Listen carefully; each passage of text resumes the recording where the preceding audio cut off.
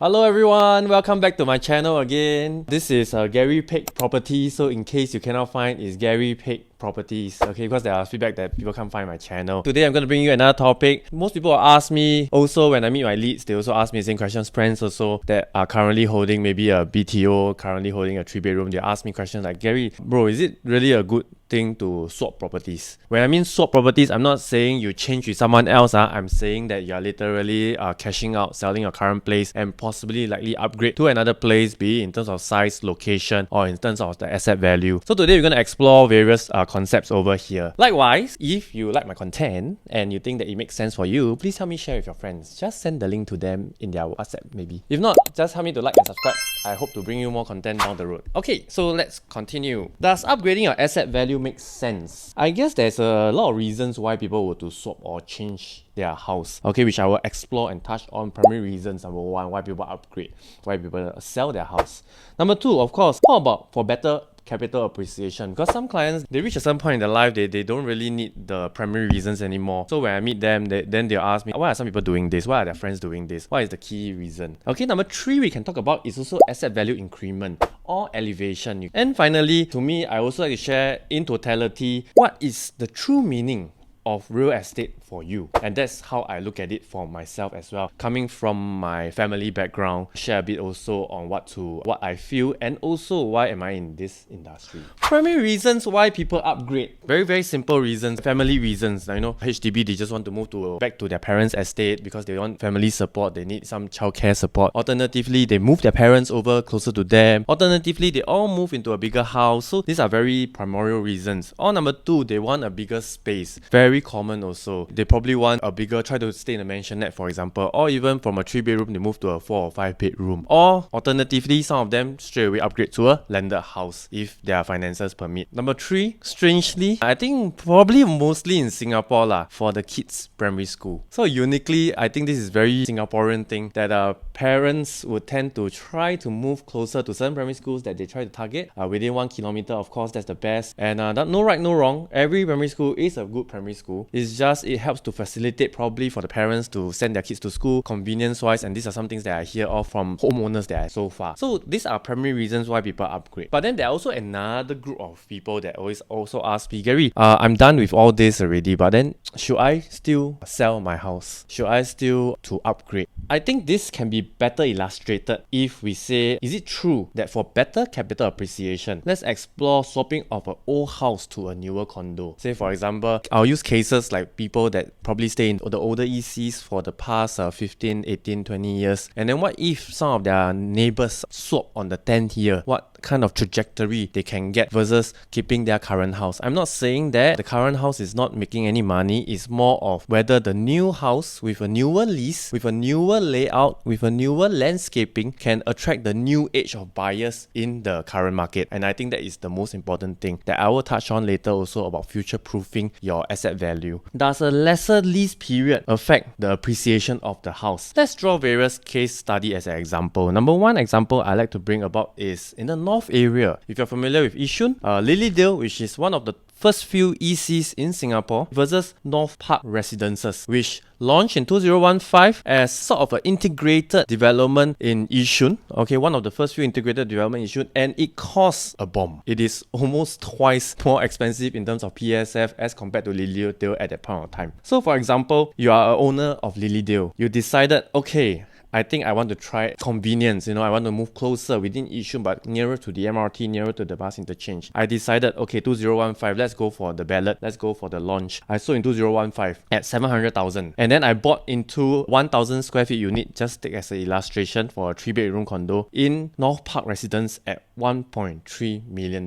That's almost 600,000, equivalent to double of the existing price. Versus maybe you met another neighbor that come and says, "Siao, Gary, you go and buy so expensive, double the price, 1.3 million, still in Yishun." Quite common ma, some of the neighbors might say that, might not say that. And let's see what happens down the road today. Both of them, of course, still have trajectory, still have capital appreciation. For the one that paid more at North Park Residence at 1.3, if today, hold up to today, about another 10 years, and if he sells, he can sell at around $1.9 million. That is a good 600k more in increment. Whereas for the neighbor that decided not to stay on, decided to continue staying at Lilydale, let's see what's the price. Say a same 1000 square feet 3 bedroom, PSF 946, so at 960k, likely when they were to cash out or sell out, which means the profit in this period is around 250,000. Obviously, in such a case, I feel that generally if you want to upgrade your asset for more capital appreciation, in this kind of illustration, it clearly shows that it is a viable move. But of course, some people choose not to because of maybe family reasons, because of financial reasons. But at the end goal, I think we have to ask ourselves whether are we better off with a newer lease, with a newer location, with something that is more modern in such a sense. Okay, so not drawing just one example, we can also look at Queens and Sterling residences. If you notice, if the owner exited at Queens in 2018 and bought into Sterling at 1600 PSF, today he should be sitting at 2400 to 2500 PSF, which is an increment of 48%. Whereas for Queens, it went up to 1800 PSF, which is around 38.92%. Generally speaking, yes, there's not much of a significant,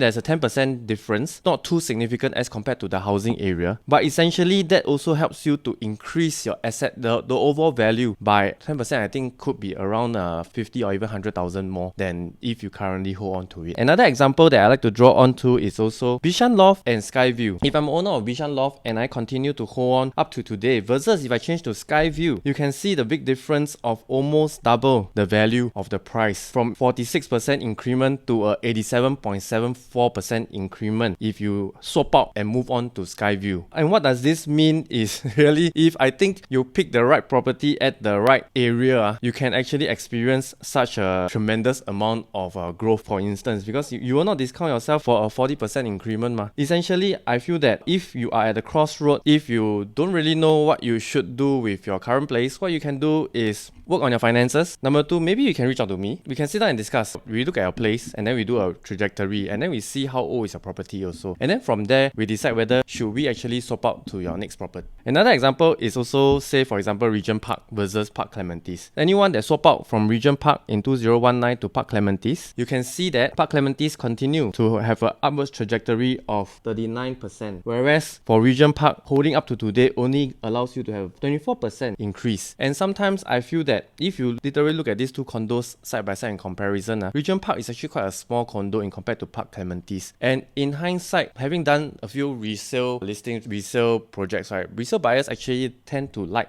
something that is newer, something that has more welcoming, more homely vibes. And also the layout wise, they are also very sensitive because they actually come from the current new HDB layouts, which is very similar to the newer condo layout. So essentially, these are some anchoring points that when I bring up to the next portion, right, that I want to mention, does lesser lease period affect appreciation of a house? I think the next thing we should consider is how should we then future-proof our remaining lease period for future resale buyers and protect our capital appreciation. I would definitely say that, okay, I'm still having potential capital returns. But then again, are we maximizing this limited period that we have? Because essentially speaking, our golden period is usually between the 40, 42 up to our 52 years old. If we missed out this period, which I have served some of the owners that are in their early 50s, they feel that it's a bit difficult for them to actually carry out such a move because of the heavy monthly repayment that they are facing. So in short, if you are a homeowner that is in the age group of maybe 38 to 40, 42,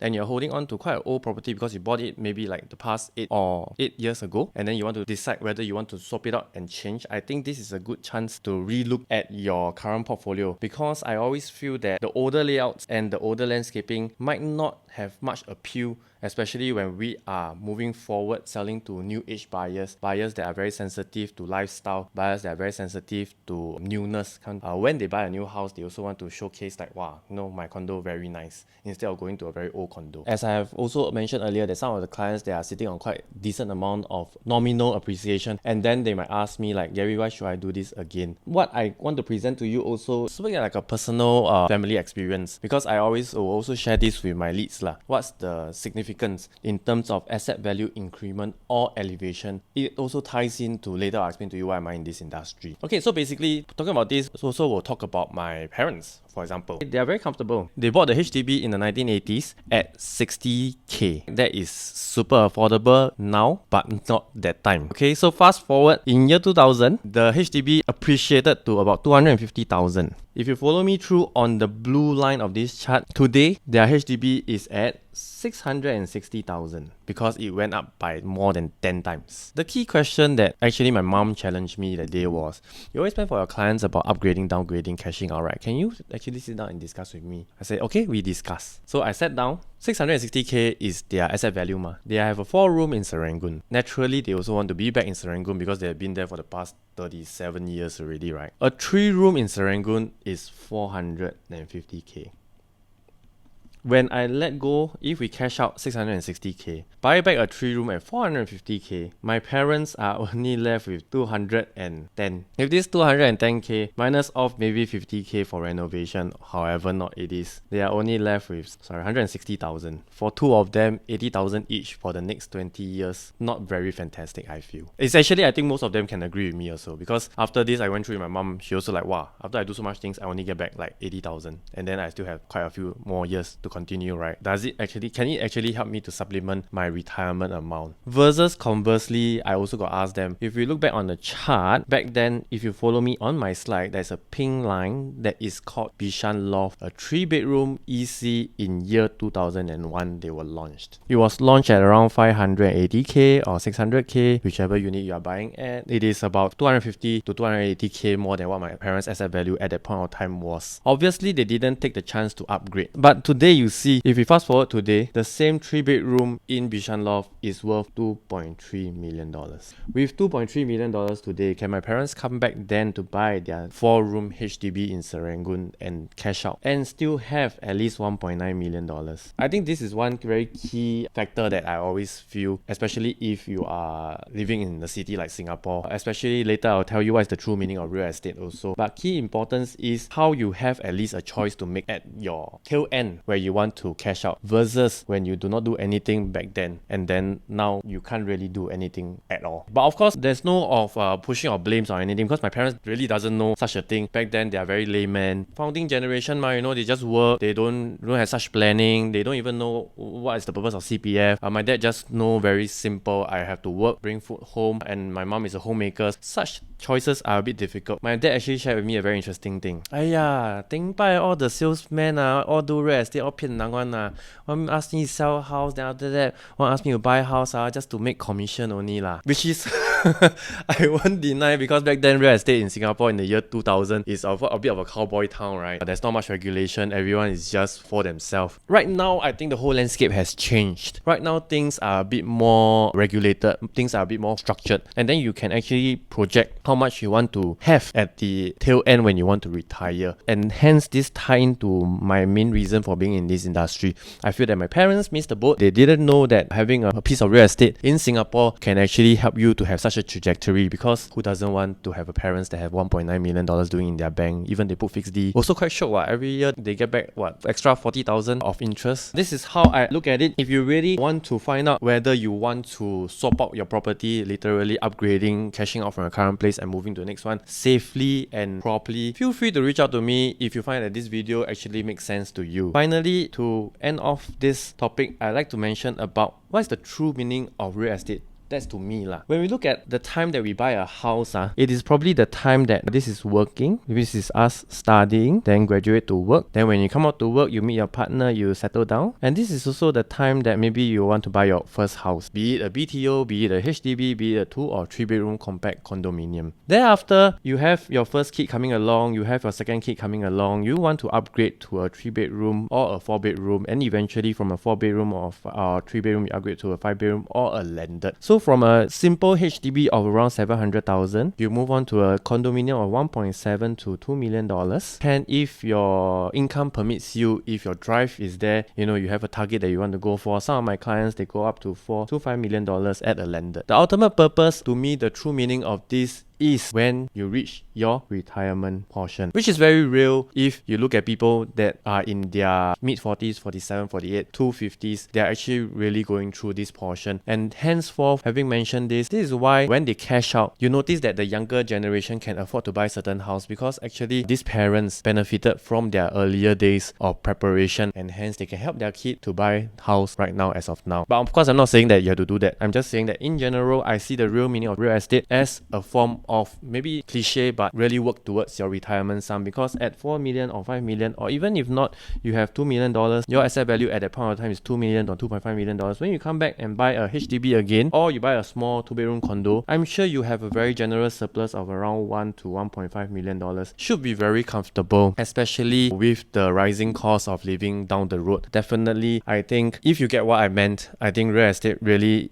has this true meaning to me. Okay, so guys, this will be the end of my video. If you like it, do give me a thumbs up. If you think that my channel is interesting, subscribe to me, and I'll bring you more of my ideas, concepts, or if you have any topic that you want me to talk about, put it in the comment below. I'm more than happy to discuss with you. See you in my next video. Take care. Bye bye.